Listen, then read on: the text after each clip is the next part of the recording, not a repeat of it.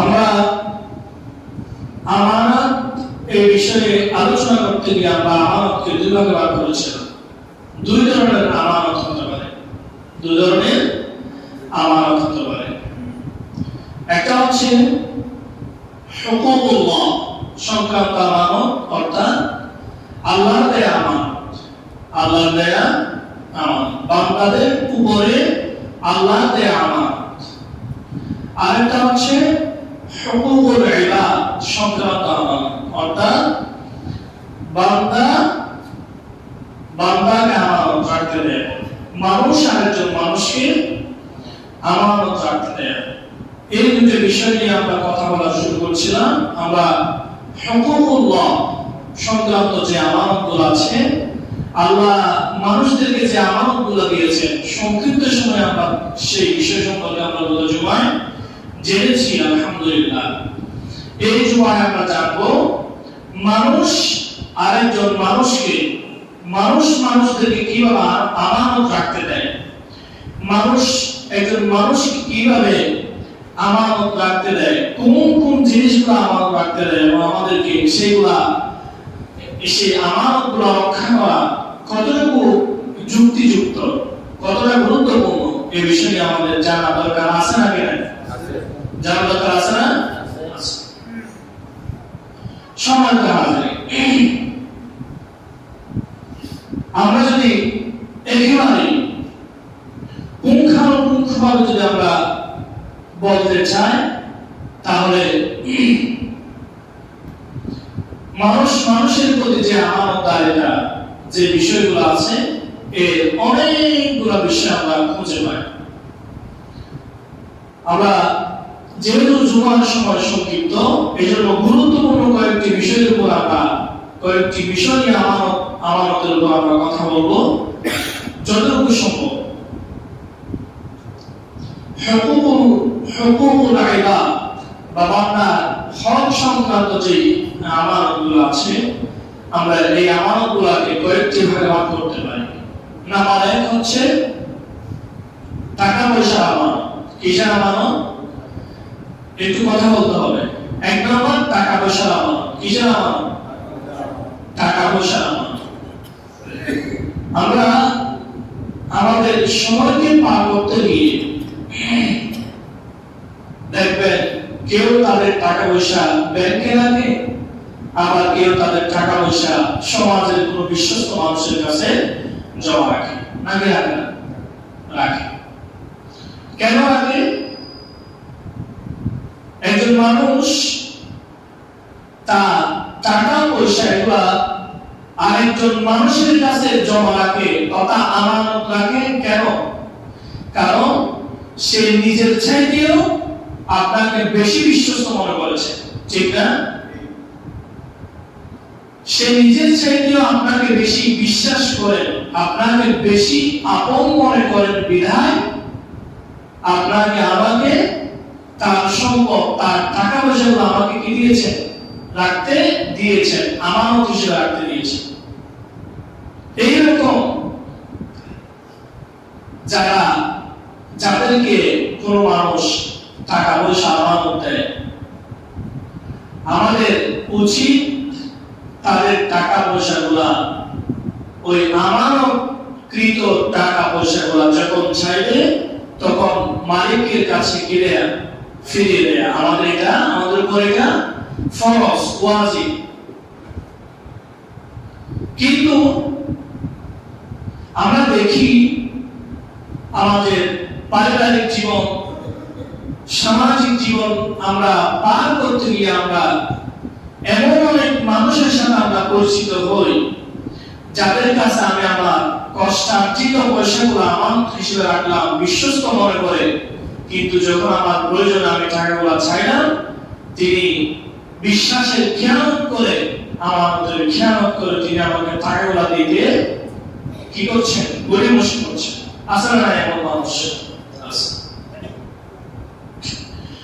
সম্মানিত হাজির, আল্লাহ সুবহানাহু ওয়া তাআলার স্পষ্ট ঘোষণা,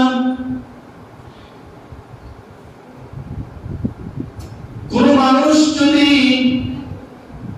একজন মানুষ মানুষকে বিশ্বস্ত মনে করে, আমানতদার মনে করে, কোন ধরনের টাকা পয়সা রাখার জন্য দেয়, কোন ধরনের টাকা পয়সা আমানত দেয়, সেই আমানতকৃত টাকা পয়সা যখন আবার পুনরায় আপনার কাছ থেকে আমার কাছ থেকে চাওয়া হবে, তখন আমাদের উপর ওয়াজিব হয়ে যায়, আমাদের উপর ফরজ হয়ে যায় ওই আমানতকৃত টাকা পয়সাগুলা যিনি দিয়েছেন তার কাছে যথাসময়ে কি দেয়া, ফেরত দেয়া, যথাসময়ে ফেরত দেয়া। এটা আমার কথা নয়, আল্লাহ সুবহানাহু ওয়া তাআলা সূরাতুন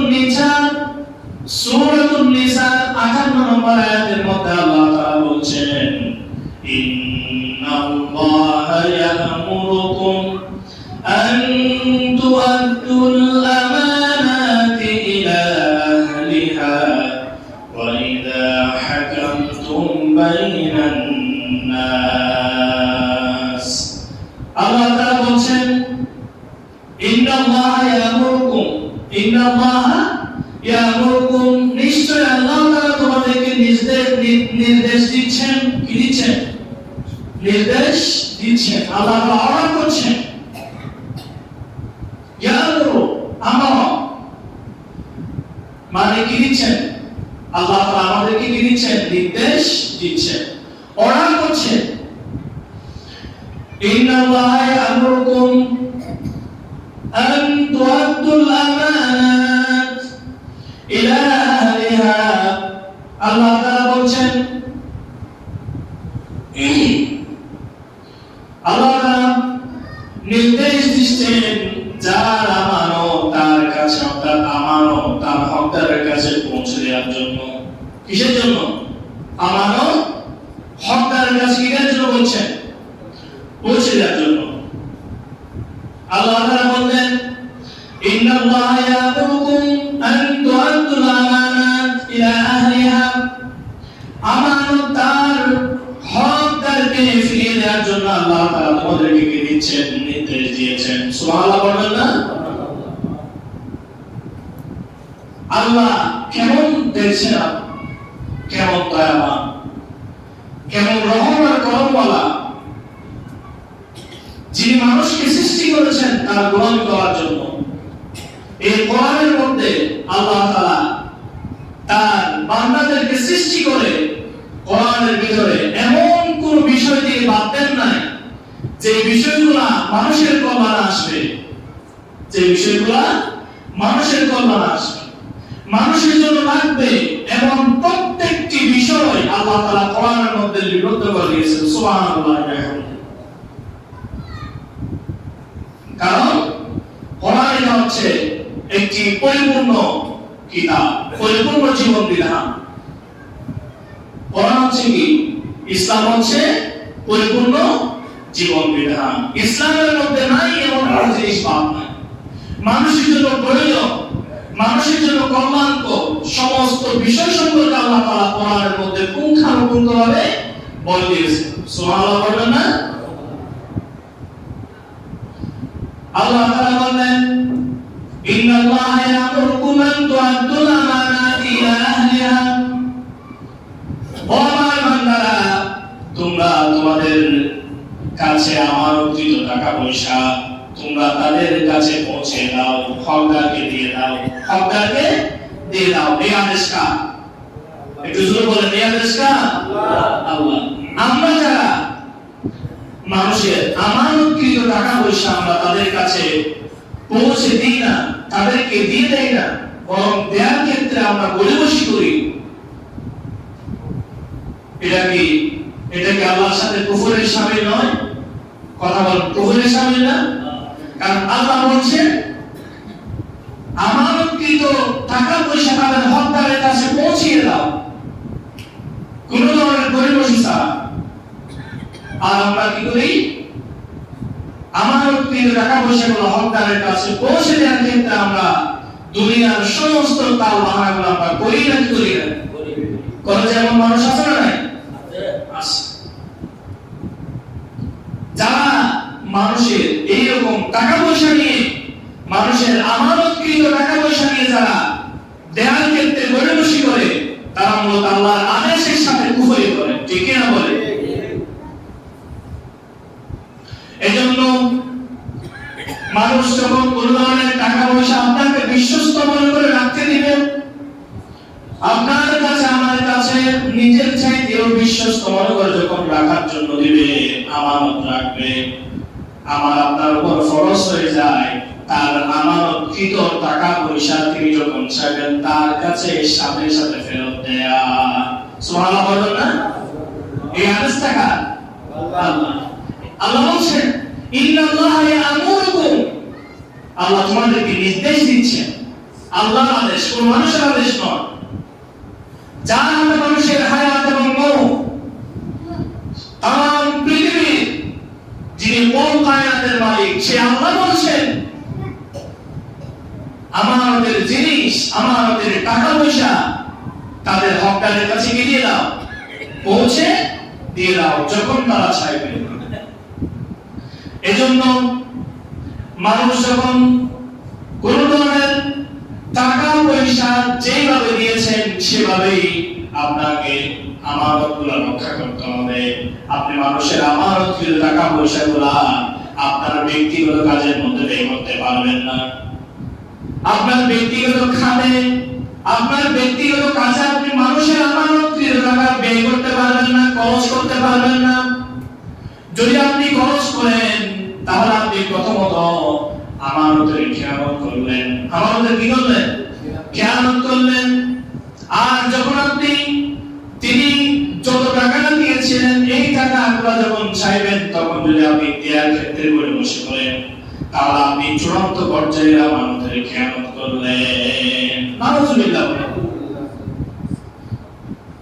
হ্যাঁ, আপনি যার কাছ থেকে টাকাগুলো যিনি আপনাকে আমানত রাখার জন্য দিয়েছেন উনি যদি আপনাকে বলে বা আপনি যদি ওনাকে বলেন যে ভাই আপনি তো আমাকে এত টাকা, এত হাজার টাকা বা এত লক্ষ টাকা আপনি আমাকে আমানত রাখার জন্য দিয়েছেন, এখন আমি একটু অভাবের মধ্যে আছি, আপনারও তো টাকা পয়সাগুলো এখন লাগবে না, সুতরাং আপনি যদি অনুমতি দেন তাহলে আপনার ওখান থেকে আমি 1000 টাকা, 1 লক্ষ টাকা, 50,000 টাকা আমি একটু আমার ব্যক্তিগত কাজে খরচ করতাম, যদি আপনি অনুমতি দেন।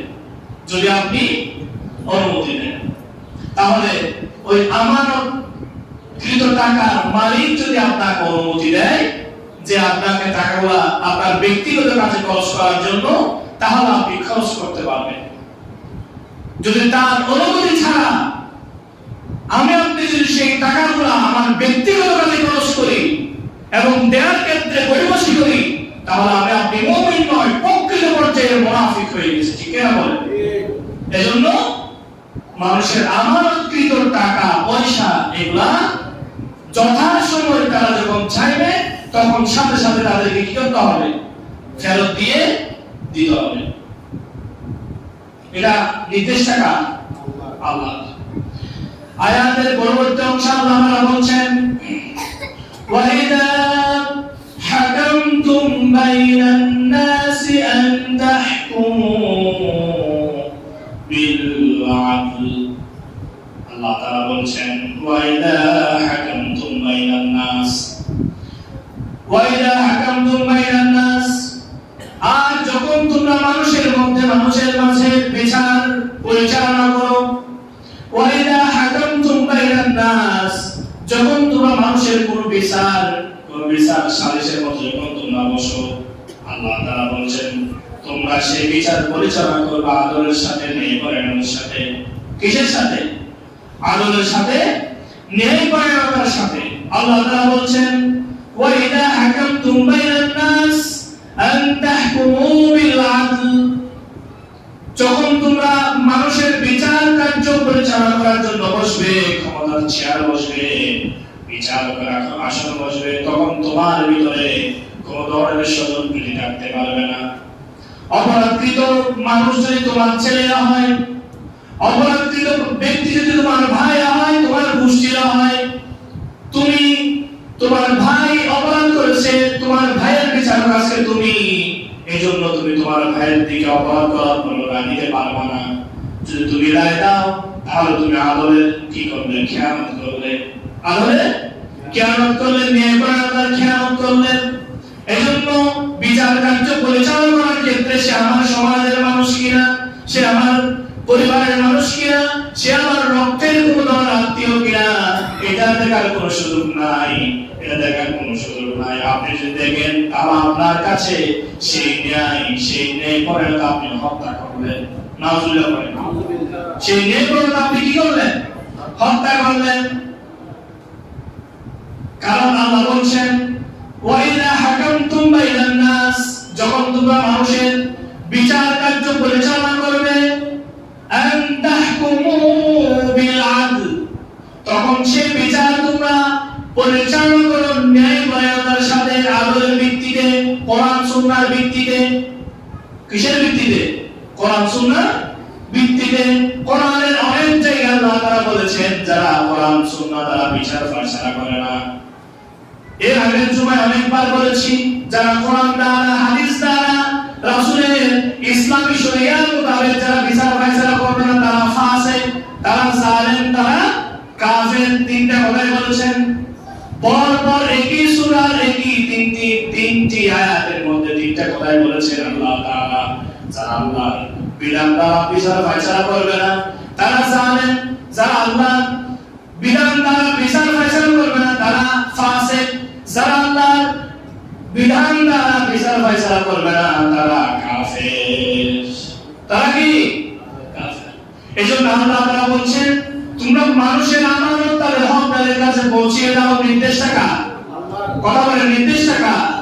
এরপরে বললেন ওয়াইদা হাকামতুম বাইনান নাস আন তাহকুমু বিল আদল, আর যখন তোমরা মানুষের বিচার কার্য পরিচালনা করবে, আর যখন তোমরা মানুষের বিচার ফায়সালা করবে, তখন সেই বিচার রায় দাও ন্যায়ের ভিত্তিতে। কিসের ভিত্তিতে? ন্যায়ের ভিত্তিতে। এরপরে বলছেন আল্লাহ তাআলা বলছেন ইন্নাল্লাহা নি'মা ইয়া'iদুকুম বিহি ইন্নাল্লাহা কানা সামিআন বাসীরা। আল্লাহু আকবার। আল্লাহ তাআলা বলছেন নিশ্চয় আল্লাহ আমাদের যে উপদেশ দিয়েছেন তা কতই উৎকৃষ্ট। সুবহানাল্লাহ বলবেন না? আল্লাহ তাআলা মানুষের জন্য, মানুষের কল্যাণ, এই এক আল্লাহ তাআলা কোরআনের মধ্যে এমন কোনো কথা বলেন নাই যে কথা বান্দা পালন করতে গেলে বান্দার জন্য ক্ষতি হবে। অর্থাৎ আল্লাহ কোরআনের মধ্যে যেই কথা বলেছেন, ইসলামের মধ্যে যে বিধিবিধান দিয়েছেন, সমস্ত বিধিবিধানগুলা, সমস্ত দিক নির্দেশনাগুলা মানুষের কল্যাণে, পরিবারের কল্যাণে, দেশের কল্যাণে, জাতির কল্যাণে, সমাজের প্রত্যেকটি দেশের প্রত্যেকটি উম্মার কল্যাণে। সুবহানাল্লাহ। এজন্য কোরআনের আইন মানলে শান্তি, কোরআনের আইনের বিরুদ্ধে গেলে অশান্তি। আছে নাকি নাই? ইসলামের একটা পূর্ণাঙ্গ জীবন বিধান। ইসলাম কমপ্লিট কোড অফ লাইফ। ইসলামের দিক থেকে পূর্ণাঙ্গ জীবন বিধান। সম্মানিত হাজিরিন, তাহলে এক নাম্বার হচ্ছে হুকুকুল ইবাদ সংক্রান্ত যে আমানতগুলো আছে, এখান থেকে এক নাম্বার হচ্ছে মানুষ যদি কোনো মানুষকে বিশ্বস্ত মনে করে কোন ধরনের টাকা পয়সা আমানত দেয়, তাহলে আমার উপরে ফরজ হয় যে আল্লাহর নির্দেশ অনুযায়ী সেই আমানতের টাকা যখন ওই টাকার মালিক আমার কাছে চাইবে, তখন সাথে সাথে কোন ধরনের গড়িমসি না করে সেই টাকাগুলো হকদারের কাছে পৌঁছে দেওয়ার নির্দেশ টাকা আল্লাহ।